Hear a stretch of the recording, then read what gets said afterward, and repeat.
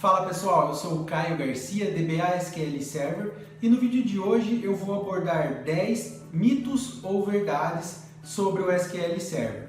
Antes da gente começar, se você tem interesse em receber dica técnica sobre o banco de dados SQL Server, eu vou deixar aqui na descrição desse vídeo um link para o meu blog, se cadastra lá, então todas as semanas eu envio no seu e-mail dicas práticas e técnicas sobre o banco de dados SQL Server. Ao longo de toda a minha carreira como DBA, eu já ouvi falar muita coisa sobre esse tema, sobre o banco de dados SQL Server. Muitas coisas são de fato de difícil entendimento, mas também existem muitas coisas que são faladas que são completos equívocos.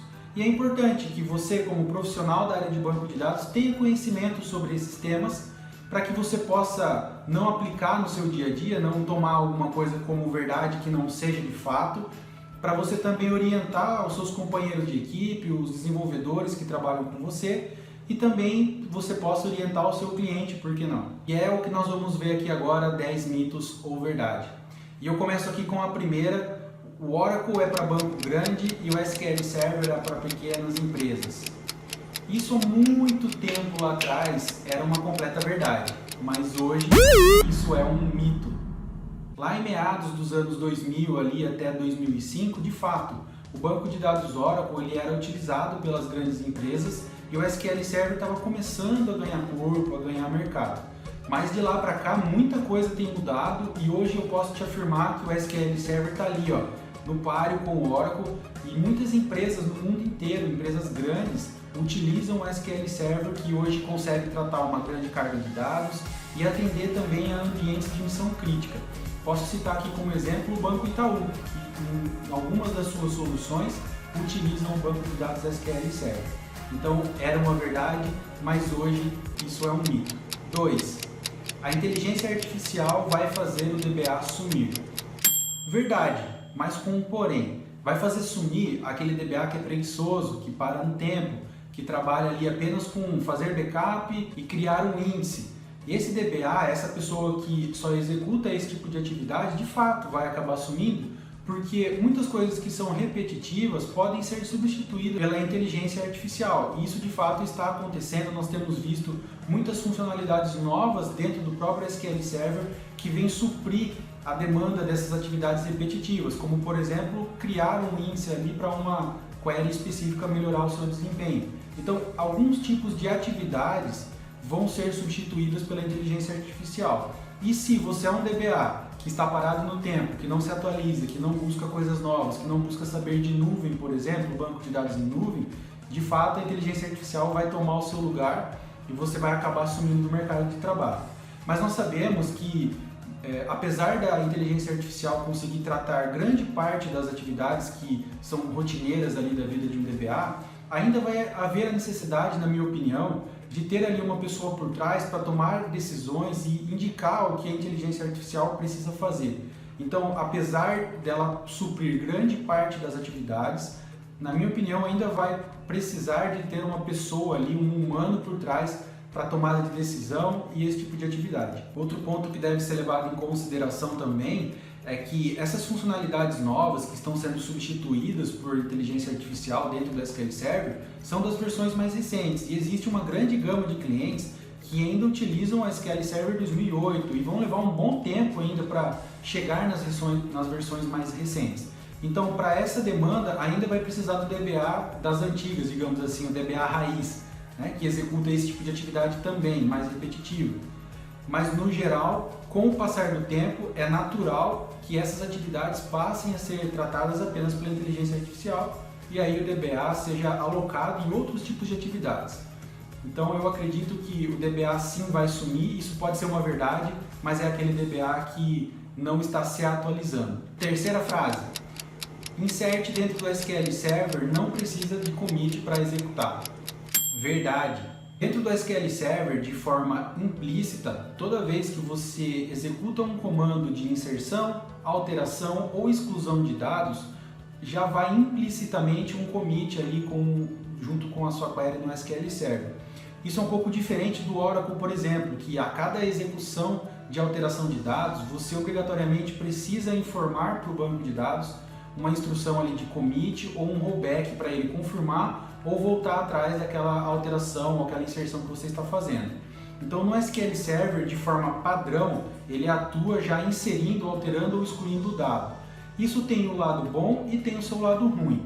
O lado ruim, nesse caso, é que se você executou uma alteração ou um delete de forma errada, se você não passar explicitamente uma transação ali para o SQL aguardar um commit ou um rollback, de forma padrão ele já vai executar. E aí você pode acabar tendo algum tipo de problema ali por executar algum comando indevido.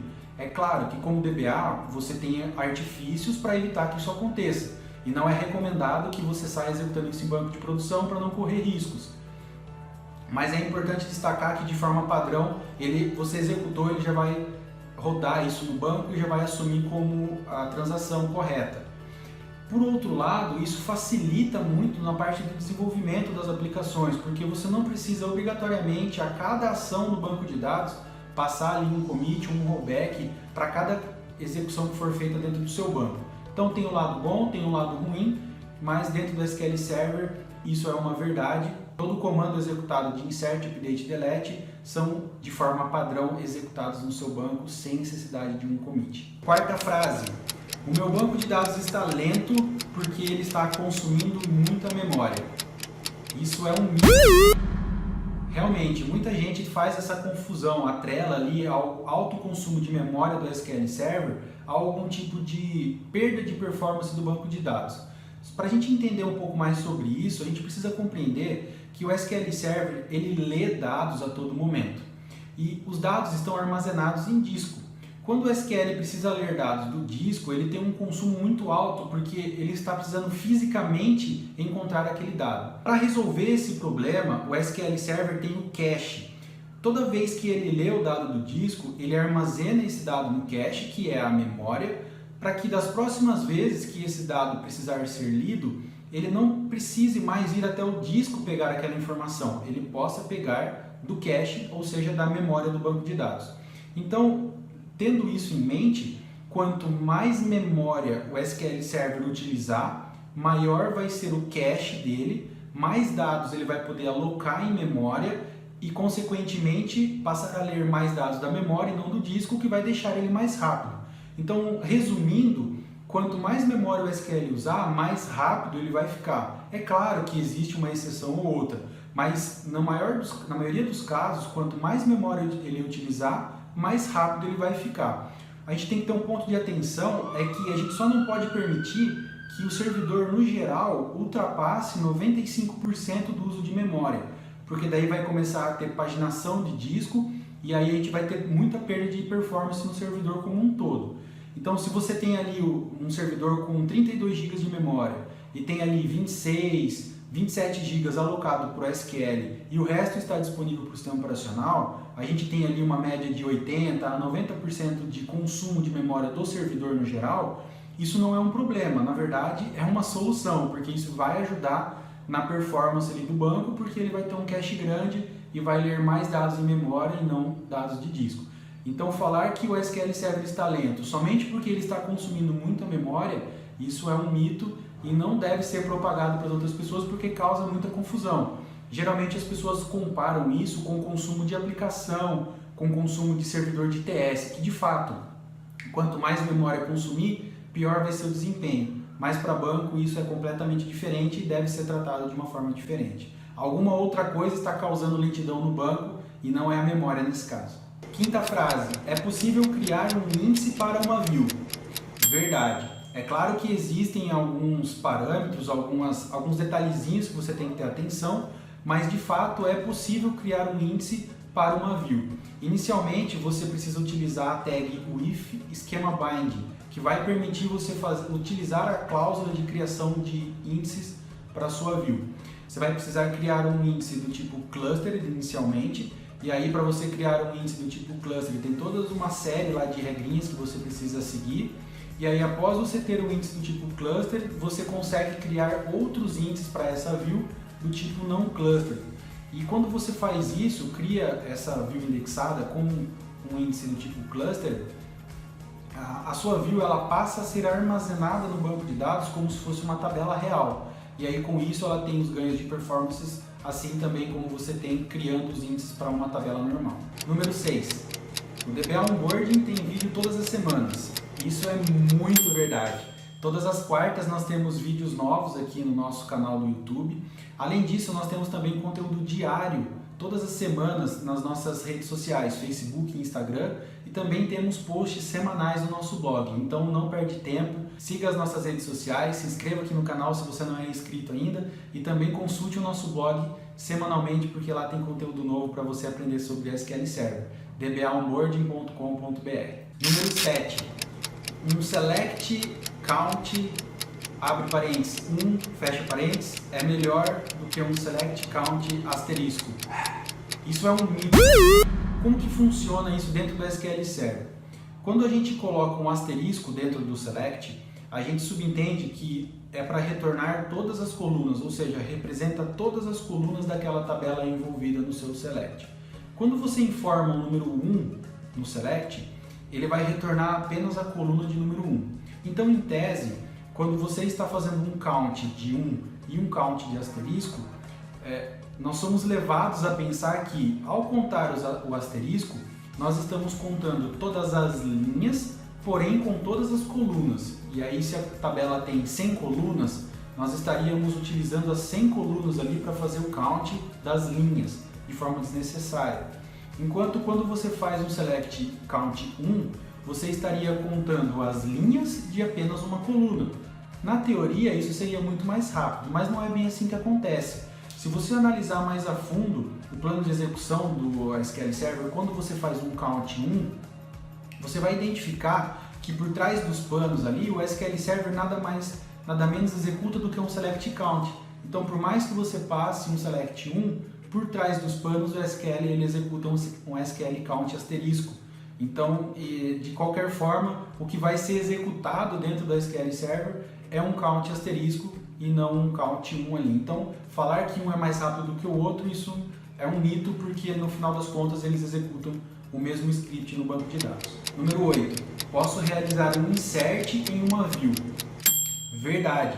Pode parecer um mito, mas isso é verdade. Claro que existem algumas regras específicas, mas isso é possível sim. Se você tem uma view que retorna colunas de uma tabela e essa view retorna dessa tabela específica todas as colunas que são not null, ou seja, que são obrigatórias para se fazer um insert, você consegue utilizar essa estrutura da view para executar um insert utilizando a mesma sintaxe que você utiliza para fazer um insert numa tabela, só que ao invés do nome da tabela, você passa o nome da view e aí o insert vai ser feito ali dos valores que você passar apenas nas colunas que essa view retorna. Por isso que é importante que ela retorne todas as colunas que são not null, porque daí você não vai acabar passando nulo para nenhuma coluna ali que é obrigatória. Dada essa regra, você consegue sim utilizar. E quando que isso pode ser útil? Vamos imaginar aqui que você precisa disponibilizar uma tabela para um desenvolvedor, por exemplo, de uma aplicação, realizar inserts e também realizar leituras naquela tabela específica. E você não quer que ele visualize algum campo ali que seja dado confidencial, que é um campo que aceita valor nulo, ou seja, não vai fazer diferença nenhuma ter ele no insert ou não. Então você consegue limitar as colunas que ele vai ver através da view, ele pode utilizar essa view para fazer leituras e quando ele precisar realizar algum insert, basta ele usar aquela view também, que já vai atender o que ele precisa, você não precisa dar permissão total em todas as colunas para o desenvolvedor visualizar daquela tabela. Número 9. Você deve particionar o arquivo de log transacional, o seu arquivo LDF, para que você ganhe performance no seu banco de dados. Mito. Diferentemente do arquivo de dados, os arquivos MDFs e NDFs, que quando particionados e inclusive particionados em discos diferentes, ou seja, criado vários arquivos para armazenar dados diferentes em discos diferentes, nesse cenário você sim tem um ganho de performance. Mas não é assim que funciona com o arquivo de log, muito pelo contrário. Já vi muitos casos onde você criar mais de um arquivo de log acaba prejudicando a performance do seu banco de dados. Então não é recomendado, isso é um mito, você não deve criar mais do que um arquivo de log transacional para o seu banco de dados. Número 10. Se você criptografar um objeto, ou seja, uma proc, uma view no seu banco de dados, você está seguro que ninguém vai conseguir pegar esse script. Isso, infelizmente, é um mito. Você pode pensar que está seguro, mas na verdade não está. Existem algumas ferramentas da Redgate ou até mesmo Apex SQL ou até mesmo pelo próprio SQL Server utilizando uma conexão do tipo DAC, você consegue acabar gerando o script desse objeto que em tese estaria criptografado e recuperar o código desse objeto. Então tenha muito cuidado porque você acha que está seguro, mas na verdade pode não estar. É claro que isso já é um pouco mais avançado para aqueles usuários que não tem tanto conhecimento, isso vai ficar criptografado e eles não vão conseguir ter acesso. Mas se alguma pessoa que tem um pouquinho mais de conhecimento tentar, ela tem meios de conseguir recuperar o código daquele objeto sim no seu banco de dados. E número 11, todo índice sugerido pelo SQL, aqueles missing index, devem ser criados no seu banco de dados.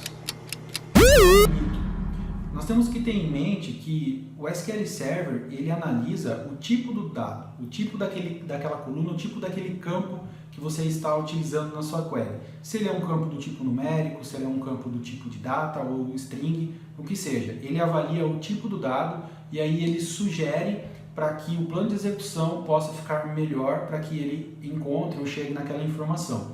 Mas você tem que ter bastante cuidado com isso. E o DBA ele deve avaliar a regra de negócio. O SQL não está olhando a regra de negócio, somente o tipo do dado. Então é o DBA, é a pessoa que está avaliando ali se esse índice deve ser criado ou não, é quem sabe da regra de negócio. Ou seja, se ele está sugerindo, por exemplo, você criar um índice para uma coluna em que ela recebe apenas 3 valores diferentes em todas as linhas, vamos por aí uma tabela com 1 milhão de linhas, e aí você tem uma coluna que recebe no máximo 3 valores distintos. Você criar um índice para essa coluna nessa tabela, com essa quantidade de linhas, não vai ser muito eficaz, porque afinal de contas a diferença ali vai ser muito baixa, ele vai praticamente ter que ler 1/3 da tabela, vamos por aí, se proporcionalmente for a divisão daqueles valores dentro dessa tabela. Então a regra de negócio deve ser levada em conta, e aí é o DBA que deve avaliar essa regra de negócio e avaliar se de fato a sugestão do SQL Server vai trazer um ganho ali para o ambiente de banco de dados que ele está administrando. Como você pode ver, de fato existem muitos mitos aí que envolvem o banco de dados SQL Server e algumas coisas que são passadas inclusive de DBA para DBA ali com a experiência, mas infelizmente acabam se equivocando. É importante que você como DBA saiba sobre essas informações para que você possa contribuir também informando as pessoas que trabalham com você, instruindo elas da forma correta e também agregar conhecimento aí na equipe que você participa, nos clientes que você atende. No vídeo de hoje nós vimos 10 mitos ou verdades sobre o banco de dados SQL Server. Se você gostou desse conteúdo, deixe aqui embaixo o seu comentário, o seu curtir, se inscreva no nosso canal para acompanhar os nossos próximos vídeos, ative as notificações. Eu vou ficando por aqui, até a próxima.